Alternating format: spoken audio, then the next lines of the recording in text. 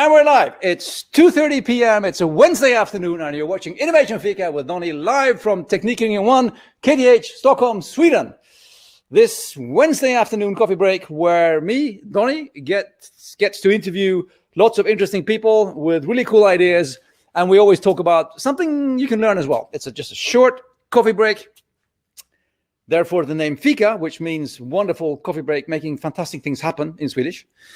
And that's why we're here today. And just very briefly, if you want to know a bit more about me and what I'm doing, then you can follow me on LinkedIn.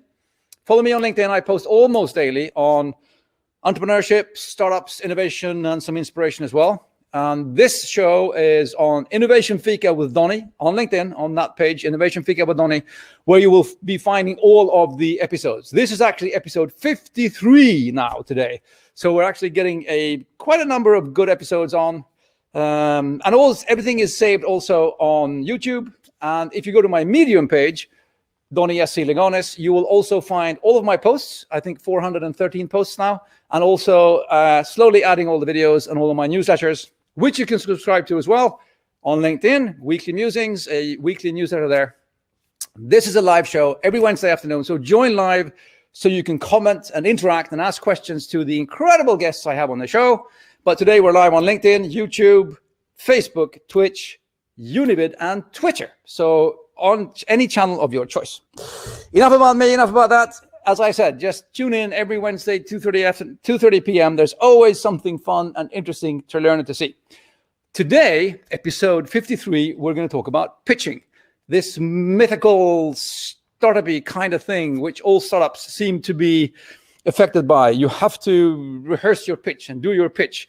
But today I'm not going to talk about pitching as in, here's how to do it and things like that. We're actually going to talk to one of the business cases that is currently at KTH Innovation, where I'm working, studying at KTH and also running a future successful startup.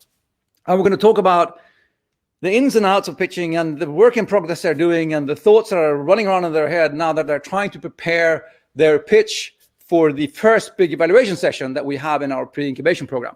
With that, I will say welcome to the show and welcome on stage, Manuel.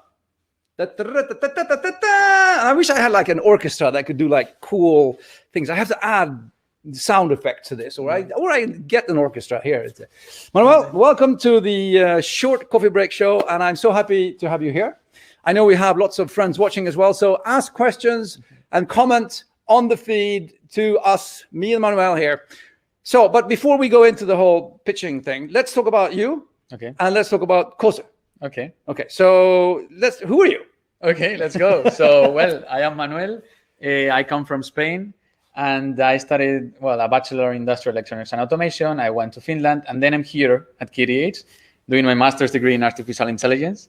And in addition to this, I also study part-time a Bachelor in Philosophy. So I'm half engineer, half philosopher in this side, no? And COSE is a thing that we started 1 year ago, Hector and I. Hector is my friend and co-founder and CTO. Hey, Hector. Hello. And well, he's right now in Valencia. He's studying a master's degree in cybersecurity, specializing in cryptography and blockchain and this super cool stuff happening in that field right now. And what we want to do in COSE, to summarize it in one sentence, yes, it could be, COSE is the inclusive and humane social network that will change how we consume and share information. That's the one sentence Twitter pitch that, and you've been practicing this. I can hear this because as it so happens, even not planned so, but as so happens, I'm also the business coach for COSE, and so we've been doing some work together as well. Yeah. But you're in the pre-incubator, and actually the session you were in today, you were a lot of talking about the pitching thing, and it's just so fun for me to see as well how you evolve through the program. You might, since you're in it all the time, you don't see maybe how much you actually progress, but looking from the outside looking in, I can see how you evolve and how much it actually moves ahead and how much clearer you express. Because even though the feeling what you want to achieve is the same from the day one until day 100 or 1,000, how you package it, makes all the difference. So let's talk about this. Let's talk about the whole sort of pitching thing and the presenting thing and Let's start with from where you are. What has been the biggest sort of hurdles or problems or difficulties for you to work with when it comes to you have to make a pitch? Yeah. Well, I think that first thing that you think when you are preparing a pitch is that your idea is great and so on. So, wow, this is super easy, you know? I'm going to be able to do it super fast and it's going to be amazing. And then you pitch it and the person on the other side doesn't understand nothing about what you have said. So I think that it's something that may seem not super complicated, but it's very, very complicated. And I think that when you evolve your idea, and for example, COSE is a thing we have been working for 1 year now. So how can you condense 1 year of thoughts, ideas, brainstorming, technologies, experiences in 1 minute, 2 minutes maximum? I think that's very, very complicated. And I think that in our case, we were talking about this today in the workshop we had today, that for COSE, we're a social network.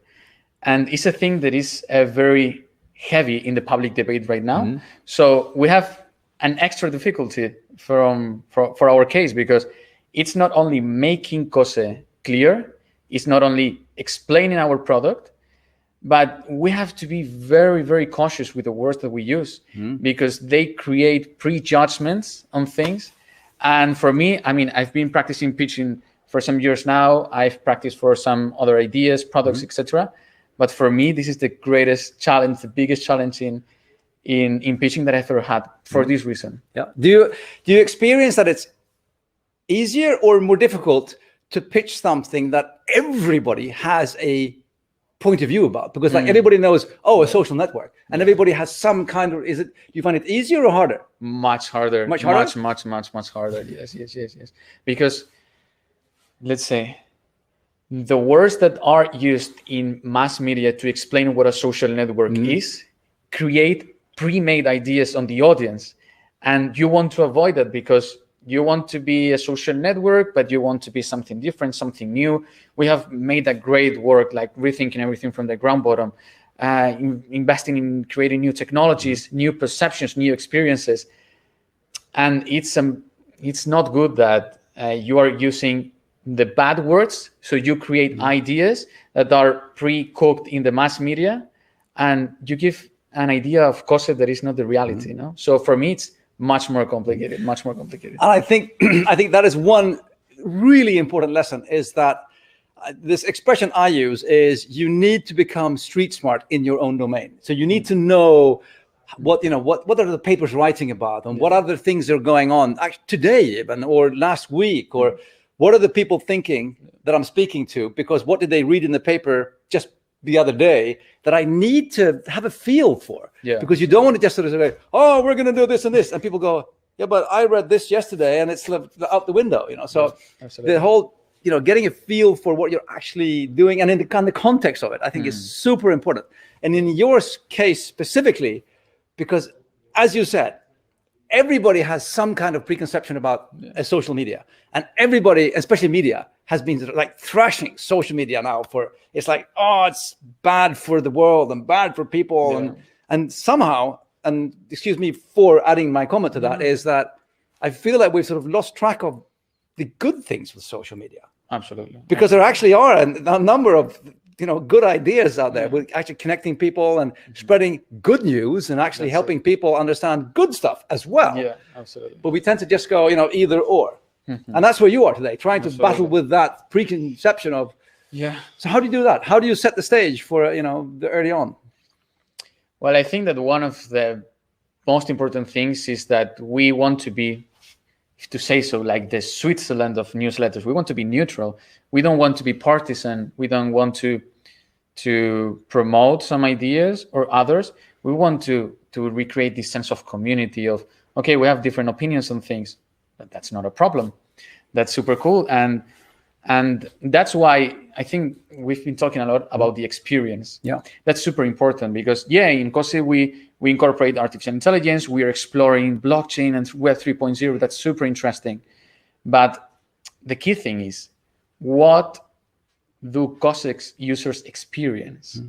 And that's one of the key things for us, because I think that creating a social network is not super technologically challenging. I think that the challenge is creating a community, creating an experience, creating feelings, an identity. Those kind of things are very complicated. That's why we incorporate psychologists and designers at this very super early stage, even, no? Because we focus a lot on that, no?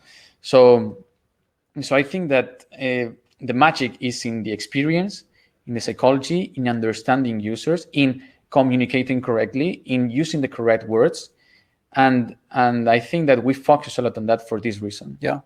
Another thing that I can feel when it comes to, because what you're talking about now you're sort of going into, I can hear that you've studied philosophy as well. Oh, yeah.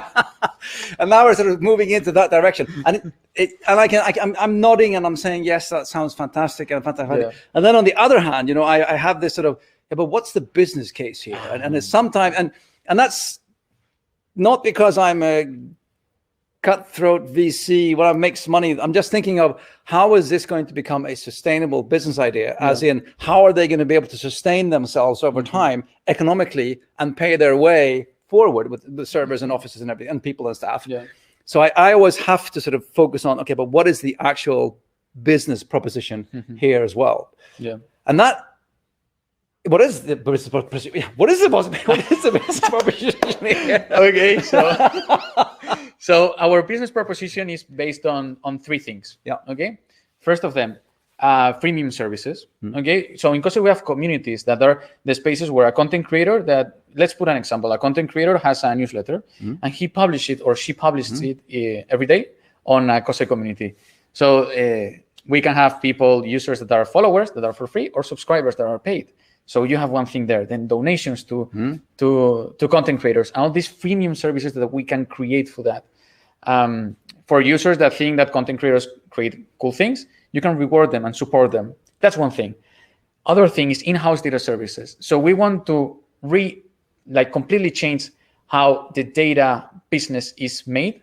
So data right now is collected and sold to third parties, and that implicates very, in my opinion, unethical things that are not acceptable to some extent.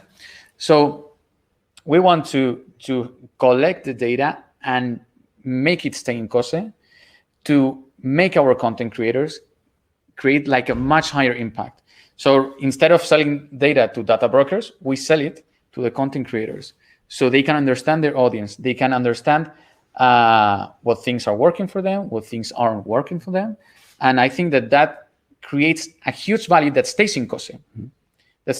And we don't sell value to third parties. And that also empowers the platform somehow. And then the third thing is the blockchain environment. So Hector, he knows a lot about cryptography and blockchain. He's specializing in that. And we want to incorporate blockchain in our platform. We don't want to be like the blockchain social network, but we see that that's the future, or even the present. And we want to blend it and to make it a part of COSE. Things that can happen in this blockchain environment, crypto payments, NFT marketplace, and we want to integrate that in COSE. And that gives us a room of opportunities. But the good thing with this is, I mean, you've thought it through. You have a clear idea of your business proposition, and now we're talking about, because even if you're not profitable as a startup and you're not making money yet, the important thing is to have what we call a path to profitability. So you have, we have an idea of, if we do this in this order and we make this money over this time, then over 3 to 5 years we will be a profitable business and we will be a sustainable business. And sometimes you also say, well, to get here we need this much money to get there, so this is how much money we need before we can make money. And then you're talking about investments or other kinds of money that needs to come in. And I think that is super important, even when you're also, depending on who you're pitching to. Absolutely. It's super important to blend into your pitch, because sometimes you want to do the one sentence Twitter pitch thing was great. And I'm not gonna give you a what's it called, a feedback on your pitching now. I'm just saying to the people listening that depending on who you're talking to, sometimes the more visionary, we want to create this, join our journey and be part of it thing, definitely. And then some other times, if you are talking to either investors or the bank, hey, you will be talking to a bank as well. they will be saying, they'll be doing the 90s thing. Where's your business plan? Fine. You will probably write a business plan as well sometime. But in that, then you will have to, yes, there has to be a vision. There has to be a strong passion. That's sort of hygiene factors when we're pitching. But then it also has to be the hard facts of how do we intend to make a good business out of this. Absolutely. So that's also something super important. And I think coming back to, you're very brave people, because you're really, really diving into a pool full of sharks when it comes to social networks. And we're reading lots of things about, let's see, which game was that now? There's a game in the US for young kids that is on the stock exchange, the stock market, and they were just accused for charging too much money from their players, and it's underage players, and there's a big scandal. You need to have your ear to the ground to know what's going on, because the worst thing that happens is when you present your idea to somebody and they say, yeah, but what about this and this? And you go, I don't know. I've never heard of that before. So the whole sort of, I think that is super important. Anything else that you've sort of, that you're not struggling with, but anything else that you need to really work on, you feel, you and Hector, when it comes to talking about COSE? Yeah, I can give you an example of what happened today, something that we're doing wrong, related to who are you pitching to? So we're practicing today pitches on customers, for customers, to users, to explain what COSE is and why it's interesting for them to become part of this. And there was a word, that we included in the pitch that is, well, a sentence. There was, we have no funding. Then in the context, it makes sense and so on, but why does a user care about that? It doesn't care.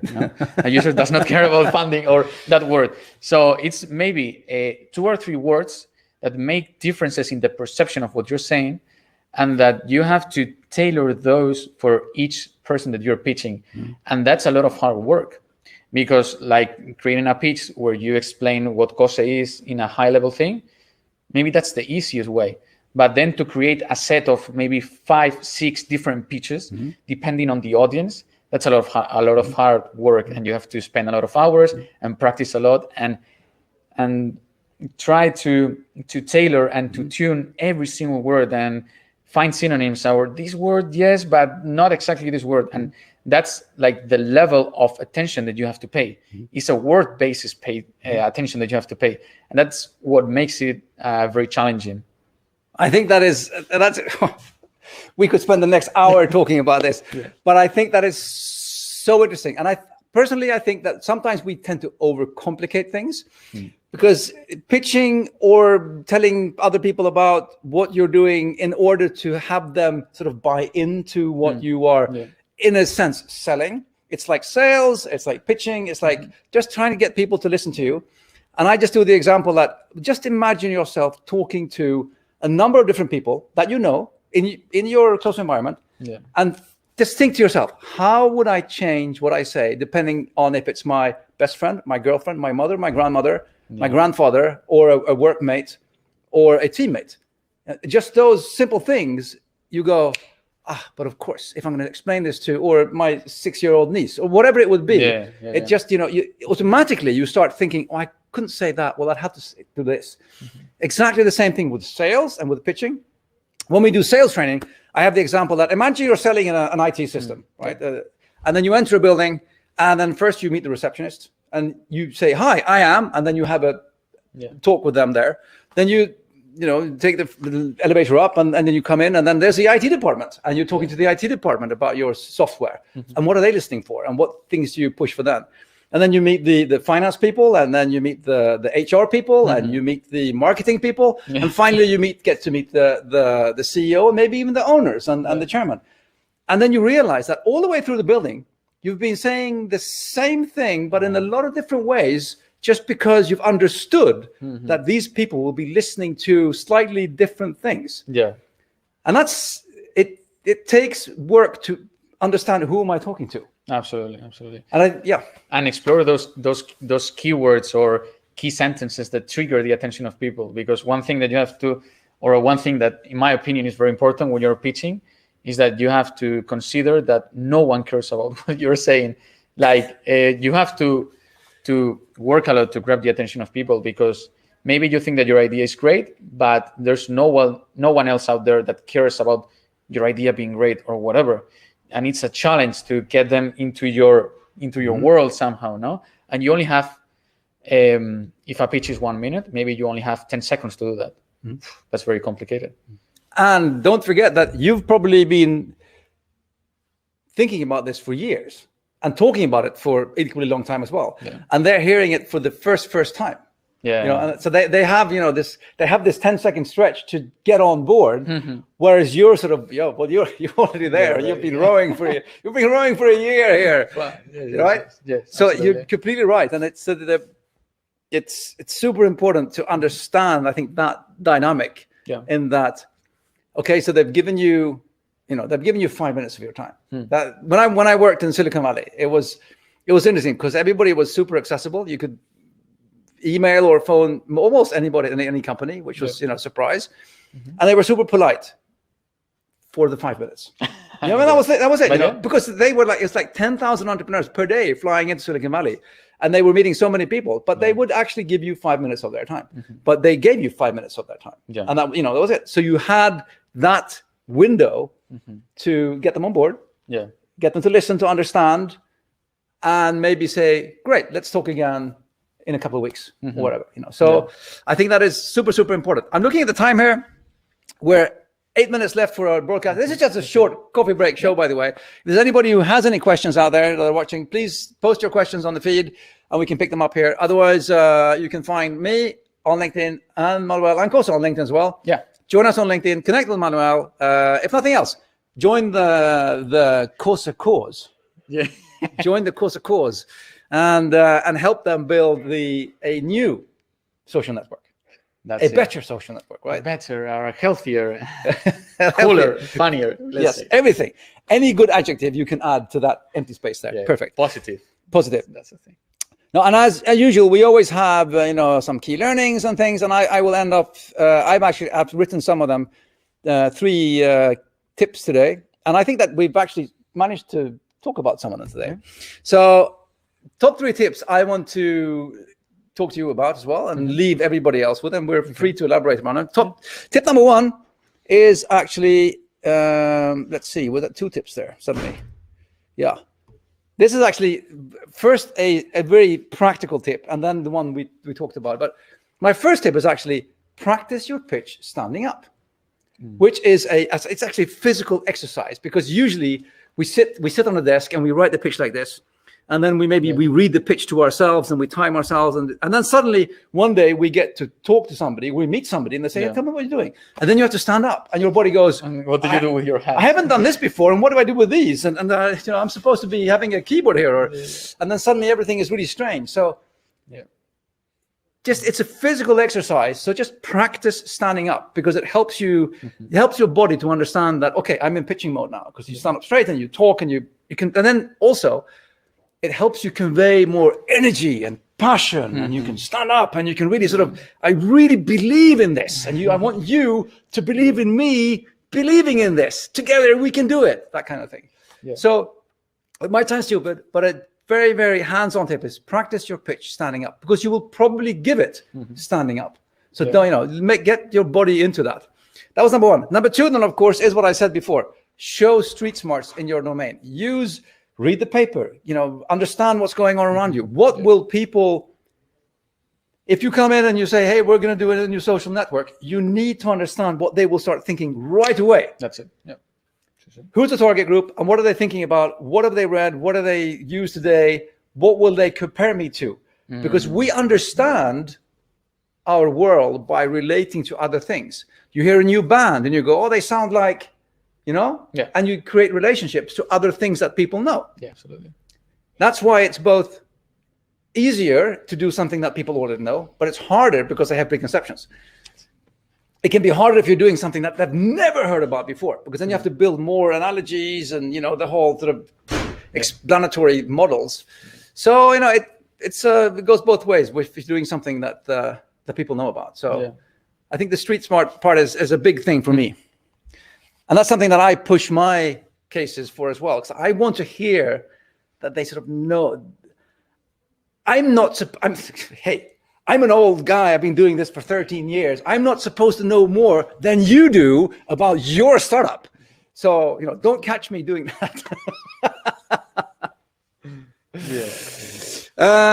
And my third tip that I'd added today was as well, what are you trying to achieve? And I think that is, one of the most important things of all. Why are you pitching in the first place? Why are you doing it? Why are you telling me this? Yeah. Because sometimes, not you, of course, but sometimes I hear people doing some, really good, passionate, and then they go off stage, and I'm going, okay, but what did you want? Yeah. And why am I listening to this?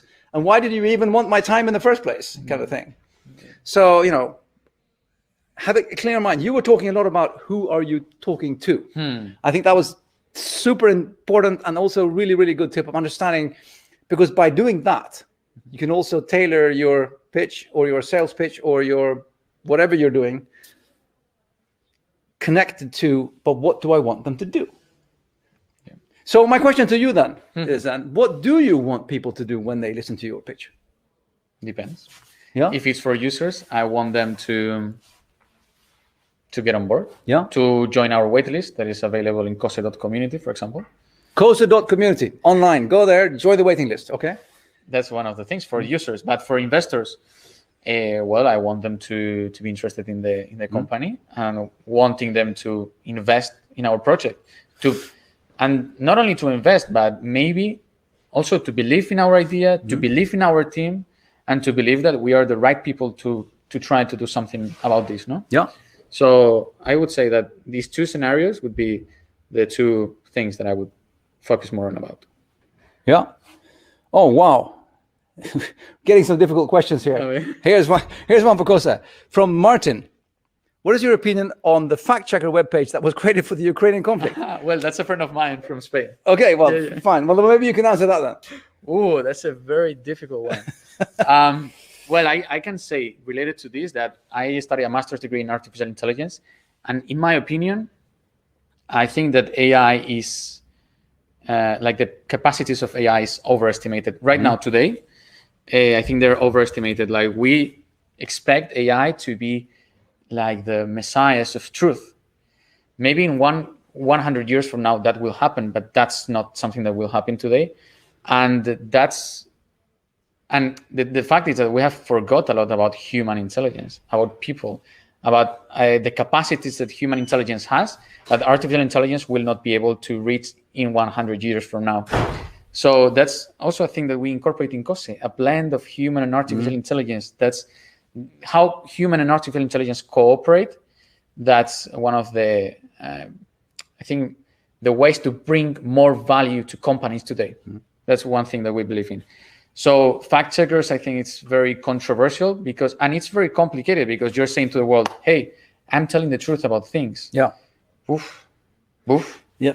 From a philosophical perspective and from an epistemic perspective, that's a very big statement to do. It is a big statement. And just personally, I can also feel, okay, so now we're taking this subject as a separate thing, then I would say that, especially today, I would, of course, we should use social media to share and help and support, but just be careful with what you share and what, look beyond the clickbait and what are you actually sharing and what are you actually asking people to do? Because there's so much going around right now from both sides. I think that it's important to take a step back and understand what is actually going on and what am I actually sharing here. So just normal clickbait is bad enough, but I think we're in a really sort of severe conflict now, and I think you should be really aware of what you are sharing in which way to whom. But of course, use the tools to support and everything. I mean, that's not saying anything about that.